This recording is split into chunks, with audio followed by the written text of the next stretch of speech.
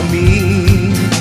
Pagkat bughaw na ang kulay ng ating langit, pilitin man ay di mo na mapipigil ang kanyang